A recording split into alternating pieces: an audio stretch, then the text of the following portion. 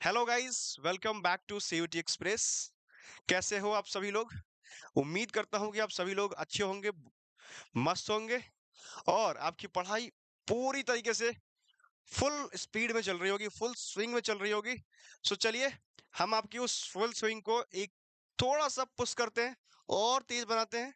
तो current affairs के साथ शुरू करते हैं आज की क्लास, जो हम ये सीरीज चलाते आ रहे हैं। सो पहला question, very very important questions आपके क्रिकेट से पूछ लिया गया है, स्पोर्ट्स कैटेगरी से क्वेश्चंस पूछा गया है, जहां से हर ईयर क्वेश्चंस पूछे ही जाते हैं। सो पहला क्वेश्चन देखिए, who has been appointed as the brand ambassador for the 9th ICC international council for cricket men's T20 cricket world cup? कहां पे हो रहा है भैया? 9th ICC T20 world cup. सो ये हो रहा है आपके कहां पे? वेस्ट इंडीज एंड यूएसए में। सो यूएसए एंड वेस्ट इंडीज में ये टूर्नामेंट ऑर्गेनाइज कराए जाएंगे। सो इंपॉर्टेंट आपके लिए ये है, मैंने क्वेश्चंस ये क्यों लाया, क्योंकि आई नो कि आप में से मैक्सिमम लोग इस क्वेश्चंस को गलत करके आओगे। आप में से मैक्सिमम। क्यों? अब आपके सामने चार ऑप्शंस है ना। उसैन बोल्ट है, नोवाक जोकोविक है, मैक्स वर्स्टेपेन है एंड सचिन तेंदुलकर है। बताओ कौन सा आंसर सही होना चाहिए? आप में से मैक्सिमम लोग कौन सा आंसर टिक करोगे? सचिन तेंदुलकर। क्यों? क्योंकि आपको लगेगा कि क्रिकेट से रिलेटेड वो चीजें हैं, तो डेफिनेटली जो एम्बेसडर होगा क्रिकेट से होगा, but this is not the right answer. Sachin Tendulkar सही आंसर नहीं है। सही आंसर है आपके उसैन बोल्ट। इमेज देख सकते हैं। उसैन बोल्ट कौन है? उसैन बोल्ट इन वर्ल्ड का टॉप स्प्रिंटर में आते हैं। स्प्रिंटर मतलब हाँ, वही जो दौड़ते हैं, एथलीट। इन्होंने कई सारे रिकॉर्ड्स अपने नाम पे बनाए हैं, तो आप उन रिकॉर्ड्स को भी चेक कर सकते हो। सो उसैन बोल्ट को बनाया गया है। अब आप सोचोगे यार उसैन बोल्ट को क्यों बनाया गया है भाई? तो सोचो ना यार, मैच कहाँ पे हो रहा है? वेस्ट इंडीज में हो रहा है, यूएसए में हो रहा है।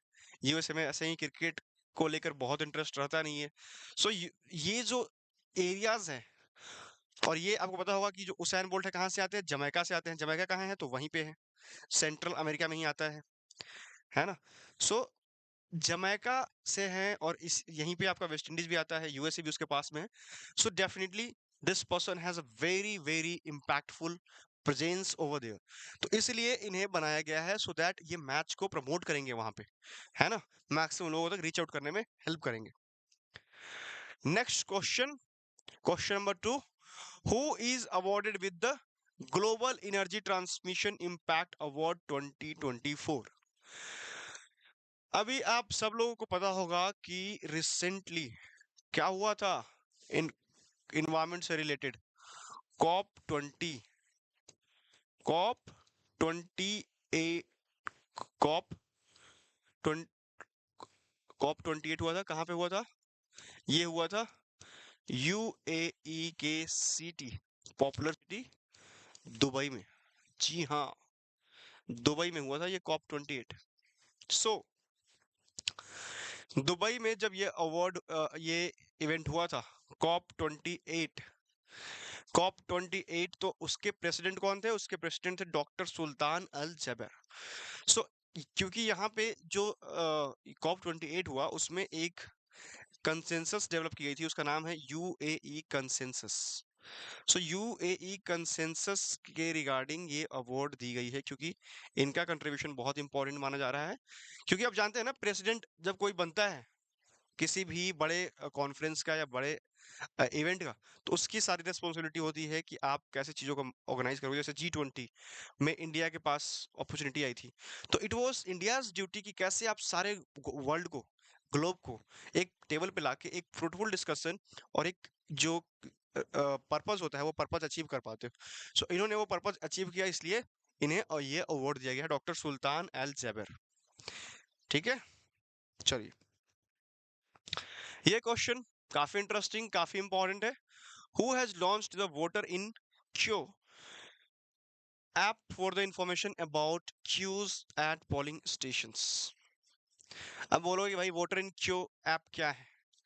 सो आप सभी लोग, अभी वोट का माहौल चल रहा है, चुनाव का माहौल चल रहा है देश में, तो जानते होंगे कि चुनाव में आपने यूजुअली अगर न्यूज़पेपर्स देखी होंगी तो लंबी लंबी लाइंस दिखी होगी, उसी को दिखाते हैं कि लंबी लंबी लाइंस है जहाँ पे लोग खड़े हुए हैं वोट देने के लिए। अब एक यूनिक आइडिया लेके आया गया है। आइडिया ये है कि यार ऐसा करते हैं ना कि ऐप ऐप आप डाउनलोड कर लो और अपने घर से ही देख लो कि उस मेरे पोलिंग बूथ पे कितनी लाइंस अभी लगी हुई है। इससे क्या होगा कि आपको पता होगा कि मेरे को कब जाना है कब नहीं जाना है। अभी गर्मी का मंथ चल रहा है, मई का। इतनी गर्मी में आप जाके लाइन लगोगे 2-3 घंटे के लिए, तो इसकी वजह से क्या होता था कि लोग यूजुअली वोट करना ही नहीं चाहते थे, अवॉइड करते थे। सो वोटिंग परसेंटेज को बढ़ाने के लिए ये बहुत ही इंपॉर्टेंट डिसीजन लिया गया है, बहुत ही इंपॉर्टेंट स्ट्रैटेजी बनाई गई है। और ये बनाई गई है हरियाणा गवर्नमेंट द्वारा। Sorry, not Haryana government, Haryana के जो चीफ इलेक्टोरल ऑफिसर है, उन्होंने ये बनाया है। सीईओ जो चीफ इलेक्टोरल ऑफिसर, उन्होंने ये इनिशिएटिव लाया है। तो ये सिर्फ हरियाणा में अवेलेबल होगा, पूरे कंट्रीज में अवेलेबल नहीं होगा। ठीक है, चलिए क्वेश्चन नंबर 4 को देखते हैं। In which state Khongjom day is celebrated? दोस्तों, खोंगजोम डे नाम तो नॉर्थ ईस्ट का ही लग रहा है, चारों ऑप्शंस भी नॉर्थ ईस्ट के ही हैं, तो कंफ्यूजन तो ऑब्वियस है। सो इसका आंसर्स आप तुक्का लगा के शायद ही बना पाएंगे। कॉमन सेंस यहाँ पे शायद ही लगा पाएंगे जब चारों ऑप्शंस नॉर्थ ईस्ट के होंगे। सो ये जो राइट आंसर है आपका, ये राइट आंसर है मणिपुर। मणिपुर में एंग्लो मणिपुर वॉर हुआ था। एंग्लो मतलब ब्रिटिशर्स या Europeans, and Manipur.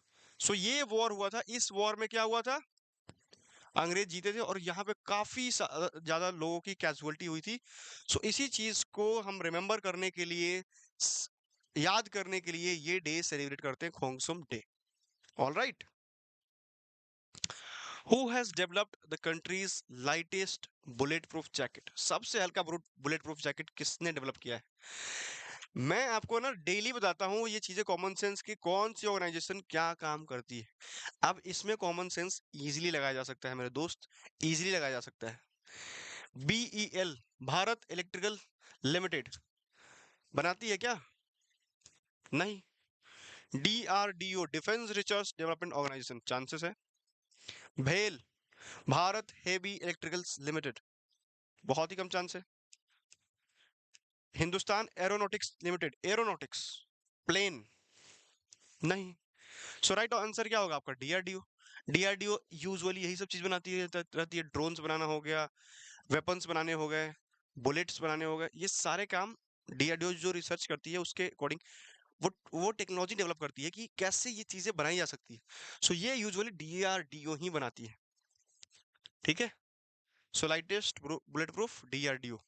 Now question number 6, who was awarded the outstanding PSU of the year award? PSU मैंने बताया था आपको, पब्लिक सेक्टर अंडरटेकिंग।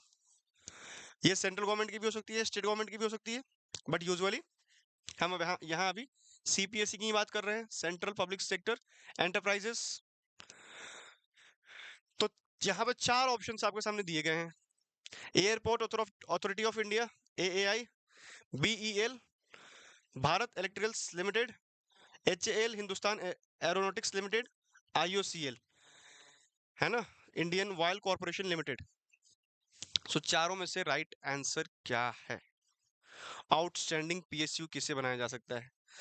तो आपने देखा होगा कि अभी हाल ही में वैसे सारे लोग अच्छे काम कर रहे हैं, बट एचएएल ने काफी सारे रिमार्केबल स्टेप्स लिए हैं, तो इसलिए एचएएल की जो डेवलपमेंट है उसको ध्यान में रखते हुए ये चीज एचएएल को दिया गया है, हिंदुस्तान एरोनॉटिक्स लिमिटेड को। ठीक है, एक चीज मैं और आपको बताता हूँ कि एचएएल नवरत्ना कंपनी है। मैंने उस दिन बताया था आपको, नवरत्ना, महारत्ना, मिनी रत्ना, याद है? बीईएल एक नवरत्ना कंपनी ही है, और एयरपोर्ट अथॉरिटी ऑफ इंडिया क्या है? मिनी रत्ना, अभी डेवलपमेंट के फेज में है। और आईओसीएल जो है वो है आपके महारत्ना। मैंने आपको डिटेल में उस दिन समझाया था सभी की क्लासिफिकेशन। महारत्ना पहले आता है, फिर आता है नवरत्ना, फिर आता है मिनी रत्ना। तो ये क्वेश्चंस कभी कभी पूछ लिया जाता है। और जी हाँ, अगर आपको पीडीएफ चाहिए, अगर आपको क्विजेस डेली सॉल्व करने हैं तो you can all follow our telegram channel. For any queries, you can reach out to us on this number, and please do not forget to subscribe our YouTube channel. So, thank you very much. मिलते हैं कल फिर एक नए video के साथ. Discuss करेंगे बहुत सारी चीजें. All right. So, have a nice day. Bye.